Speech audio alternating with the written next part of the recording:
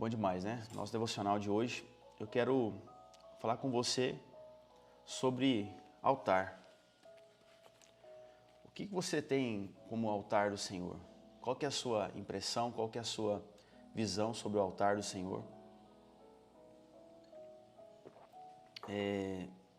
Eu sempre falo, né, que altar não é púlpito.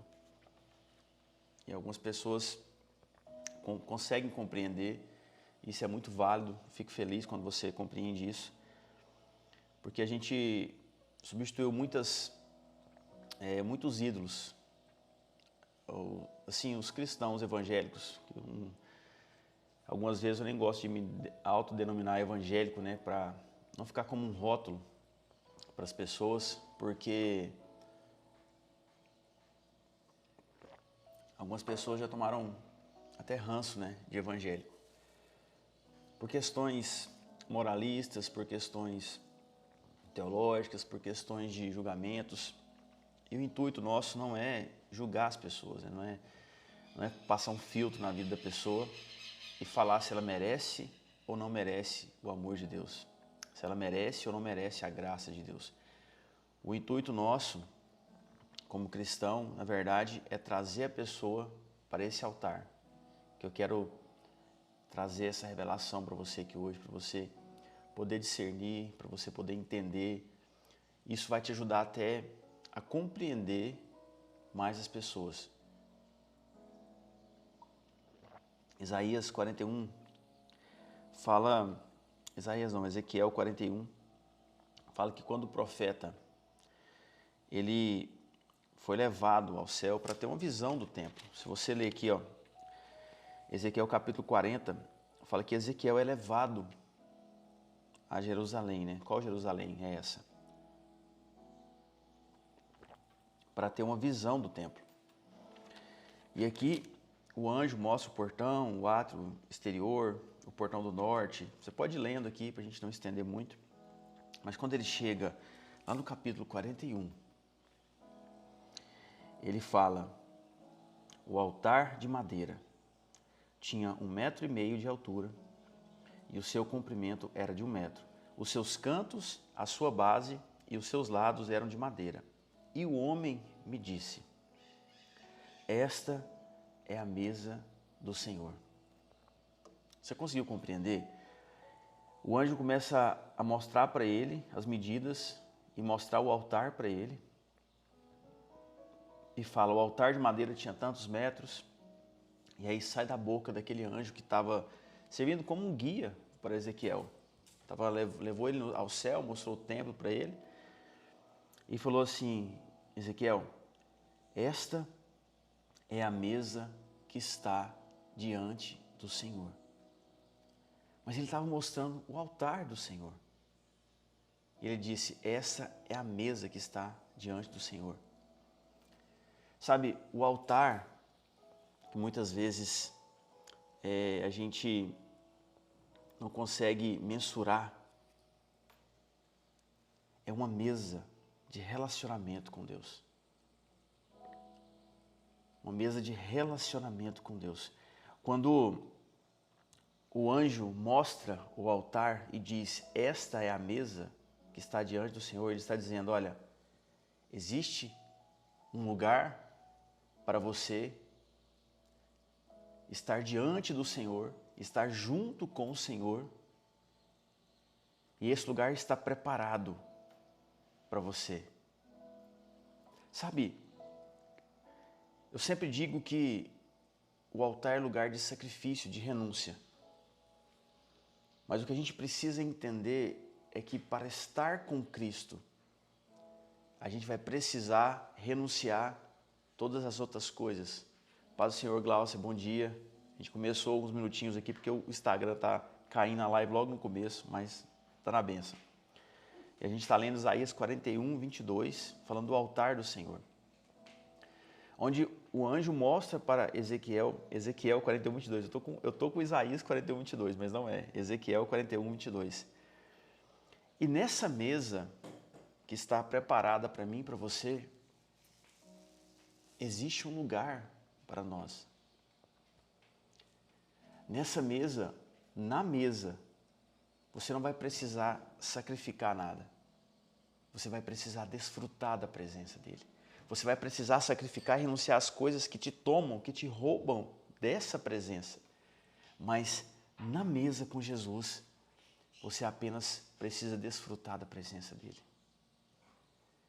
Sabe, por que o altar é uma mesa? Existe uma figura de linguagem nisso aqui. O Senhor está dizendo, olha, o lugar para você oferecer o seu melhor é o mesmo lugar onde você vai ter o meu melhor. É o mesmo lugar que você vai se sentar comigo. Sabe, se Jesus sentasse na sua mesa hoje, qual que seria o assunto? Nessa mesa da sua casa, se você estiver nela aí, você olha para ela. Se Jesus sentasse com você hoje para tomar um café e chegasse, falasse assim, filho, filha, faz um café para mim. Sem açúcar ou com açúcar, Jesus? Eu gosto de imaginar isso porque a gente tem uma visão de Deus tão distante. E Ele quer estar tão perto da gente, que às vezes pela nossa falsa moralidade, né? A gente é muito moralista, a gente quer ser muito santo, a gente quer ser muito perfeito. A gente acha que Deus é um Deus tão distante, porque nós somos tão imperfeitos. Mas eu gosto de entrar nesse lugar, eu gosto de visualizar, eu gosto de imaginar. Por quê? Porque Deus ele fez isso com os homens dele. Cara, Deus falou com um cara na sarça, queimando no deserto. Isso é coisa normal? Deus mandou um monte de gente, um monte de escravos sair do Egito e atravessar o mar a seco. Isso é normal? Sabe, Jesus chegou na porta de uma sepultura onde o cara já tinha 4 dias que tinha morrido e falou assim, Lázaro, sai para fora, isso é normal? Por que a gente quer normalizar, estreitar, distanciar demais um relacionamento onde um Deus faz loucuras para resgatar uma pessoa? Sabe, a Bíblia fala que Jesus disse, eis que estou à porta e bato. Se alguém abrir, eu entrarei e cearei com ele. Essa é a mesa que eu estou te falando. Então convida Jesus para o seu dia a dia. Convida Jesus para a sua intimidade. Convida Jesus para a sua humanidade. Por que o anjo mostrou uma mesa e disse para um profeta, olha, esta é a mesa, porque esse profeta, gente, a função de um sacerdote, a função de um profeta, principalmente naquele tempo, era receber do Senhor e transcrever e transmitir ao povo o que está escrito. Serviu aqui para ensinar o caminho. A Bíblia fala que se tudo que está escrito para o nosso ensino foi escrito. E o profeta voltou do céu e falou, gente, eu vi lá no céu um altar, e não era igual ao altar que a gente faz aqui. O altar que eu vi era uma mesa. Sabe, e se você entender o seu lugar na mesa, se você entender que você tem o seu lugar na mesa, você não vai tentar tirar o lugar de ninguém da mesa. Você vai querer arrumar a cadeira para as pessoas que você ama, sentar perto de você. Você vai querer arrumar espaço para aquelas pessoas que estão tão distantes de Deus.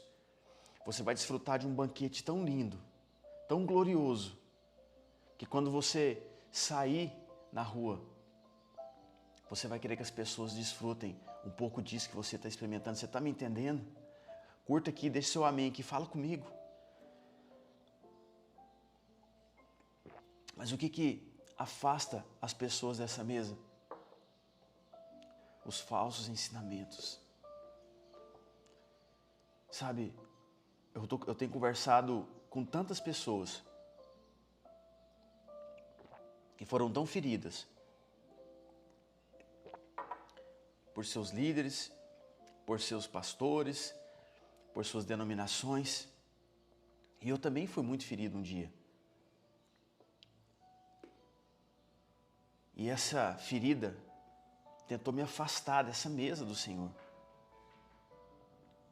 Mas eu entendi, porque eu só fui ferido porque eu dei lugar para uma pessoa que era só de Deus. Se o seu pastor, se o seu líder está te frustrando, beleza, homens erram. Mas ele não tem o direito de tirar você da mesa do Senhor. Ele não tem o direito de tirar você do altar do Senhor. A gente vê muitas pessoas, sabe, fulano tirou fulano do altar. Fulano tirou ciclano do altar porque fez isso, porque fez aquilo. Tem lugar na mesa para você.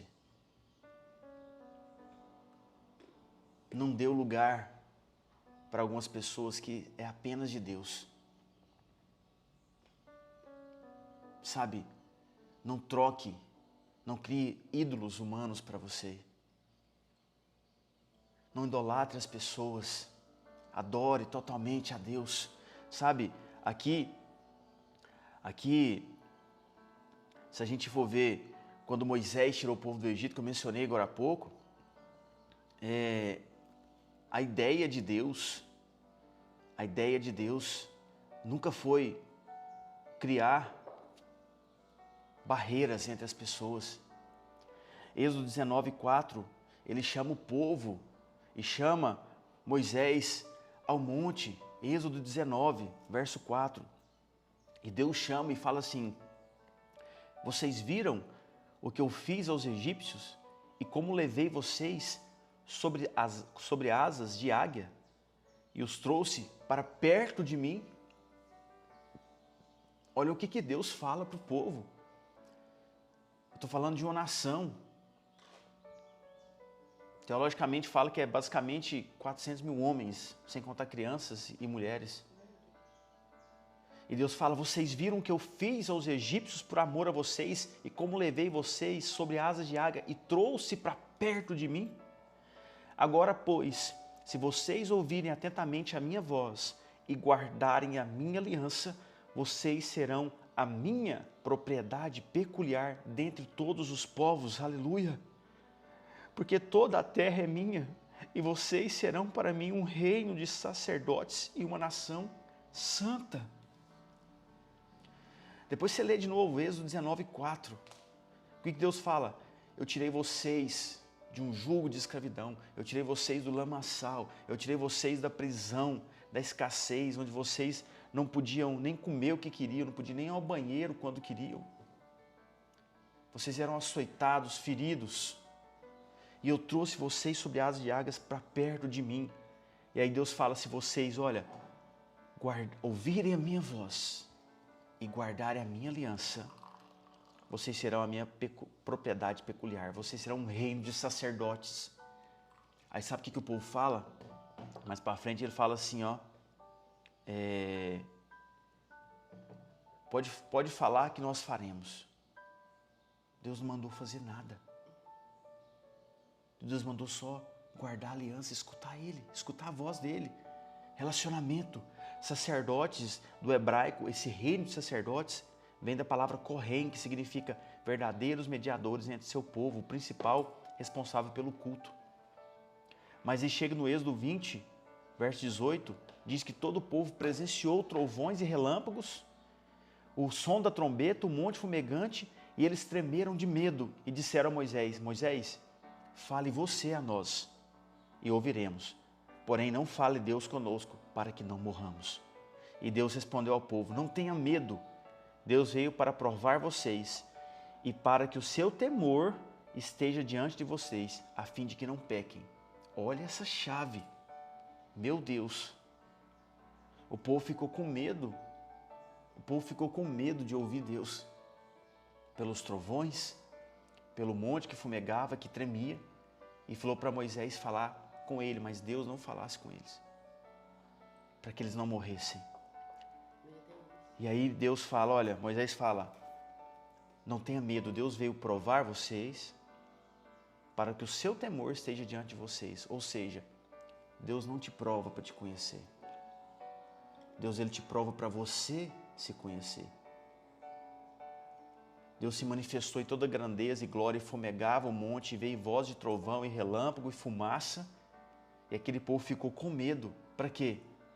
para que o temor deles estivesse diante dele. Ou seja, quando você é provado, o que está dentro de você vem para fora de você, a fim de elevar a sua consciência e você não faça a coisa errada diante de Deus. Olha, Moisés diz: ah, Jesus, Deus veio para provar você, para que o seu temor esteja diante de você, a fim de que você não peque. Que Deus é esse, cara? Esse Deus não é gente. Sabe, tudo que você passa é para te provar. Deus já te conhece, mas você precisa se conhecer, você precisa saber do que você é feito. E a live do Instagram continua caindo. Ah, Jesus. Ah, Jesus, nós te louvamos, Pai. E aí Deus prova um povo, para que esse povo pudesse se conhecer. E qual que é o intuito disso, amor? Aquele povo era escravo. Aquele povo não sabia nem comer. Aquele povo não sabia o que era uma mesa. Aquele povo não sabia o que era sentar na mesa para comer com outra pessoa. E quando Deus fala: olha, eu tirei vocês do Egito para celebrar uma festa para mim no deserto. Oh, Jesus, glória a Deus por essa live aqui, por esse momento tão precioso. Gláucia caiu de novo, mas estamos aqui. Sabe, se a gente está aqui umas 6:30 da manhã, na plena quarta-feira, é porque Deus quer algo conosco. A live cai, mas a gente está aqui. Eu quero caminhar para o fim com você. Se a gente for ler Êxodo 19, 20, 21, Deus fala: olha, eu tirei vocês de um jugo de servidão para vocês celebrarem uma festa para mim no deserto.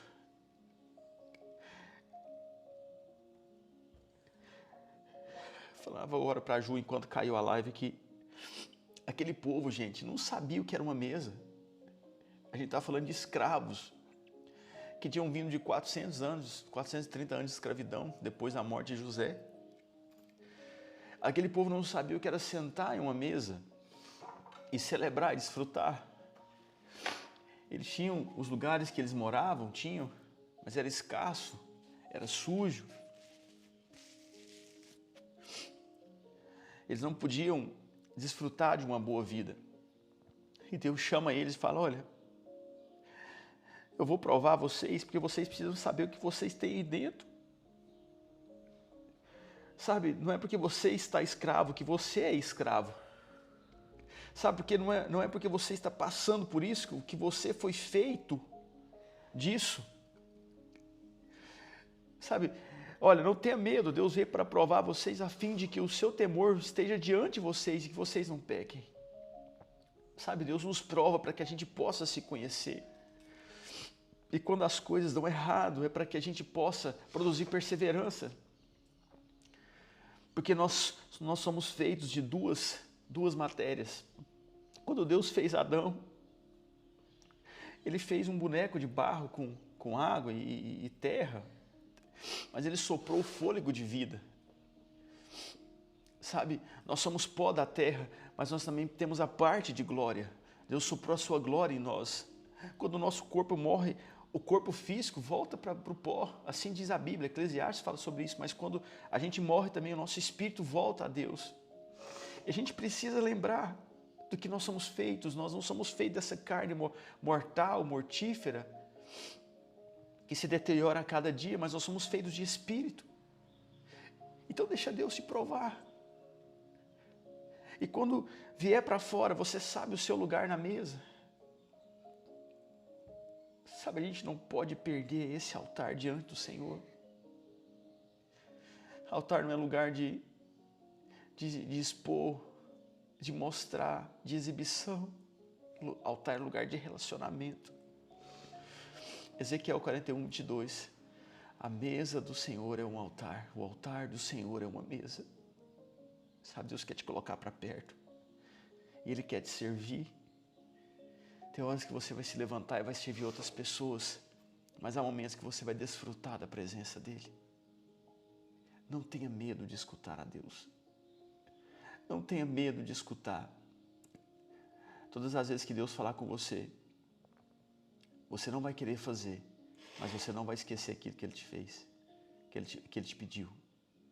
Você não vai ter tempo, você não vai ter recurso, você não vai ter pessoas, você não vai ter vontade, mas aquela voz vai gritar dentro de você. É o seu espírito lutando contra a sua carne. Mas a mesa do Senhor é o melhor lugar para você estar. É o lugar que você escuta Ele. É o lugar que você desfruta da presença dEle. Como está forte a presença de Deus aqui, gente. Deixa Ele te tocar. Deixa Ele te limpar. Deixa Ele... Sabe, quando Ele preparou a mesa para os discípulos,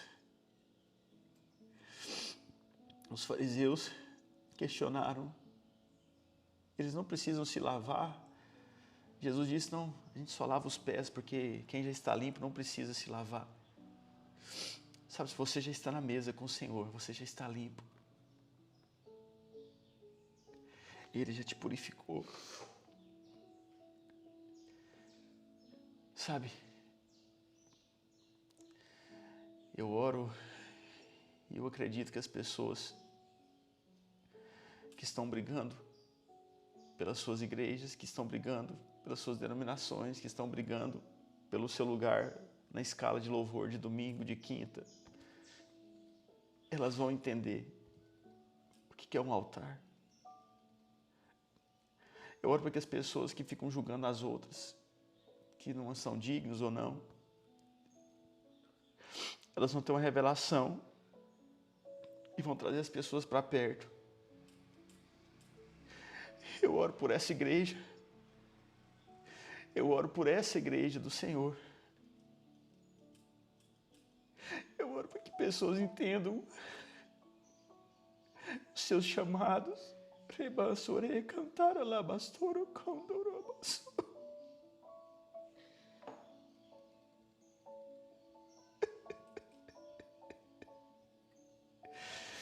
Xerabassoro condoraiabassoro. Talvez é você que está me escutando. E Deus está te dizendo: filho, seu lugar está na mesa. Traga as outras pessoas agora.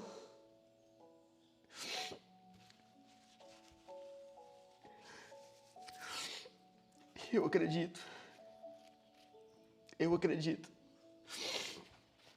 que Deus está levantando esse tipo de pessoa. Pessoa de coração bom.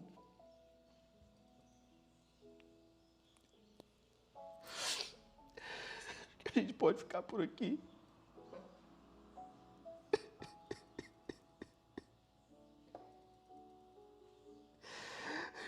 Chorei lá, bassoro, cantai.